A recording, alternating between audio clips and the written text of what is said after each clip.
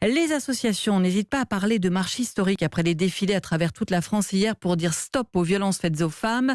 Près de 50 000 personnes rien qu'à Paris selon le décompte du cabinet Occurrence. Des manifestants qui ont voulu rappeler au gouvernement l'urgence d'agir à la veille de la fin du Grenelle des violences conjugales. Le gouvernement qui dit que des actions fortes vont être annoncées demain. Résultat du travail de 11 groupes qui planchent depuis 2 mois. Et d'ailleurs, Ève Roger, le gouvernement a déjà laissé fuiter plusieurs de ses annonces. Dès le jour de l'ouverture du Grenelle, Édouard Philippe a annoncé 10 mesures d'urgence, dont 1000 places d'hébergement, un meilleur accueil dans les commissariats et gendarmeries ou la suspension de l'autorité parentale en cas de féminicide.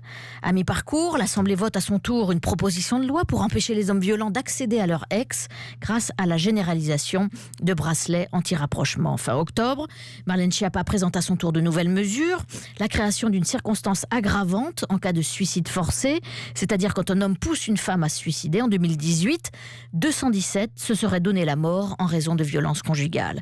Il y a une semaine, Nicole Belloubet enfonce le clou pour obtenir la levée du secret médical pour les médecins qui pourraient faire un signalement, y compris contre l'avis de leurs patientes. La parole revient maintenant à Édouard Philippe, qui lundi devrait dévoiler l'ensemble du dispositif avec de nouvelles mesures pour un meilleur suivi des auteurs de violences. Du côté des associations, on espère encore et toujours de nouvelles places d'hébergement spécialisées. Pas sûr que cette fois, elle soit entendue. Ève Roger, chef du service Société d'Europe.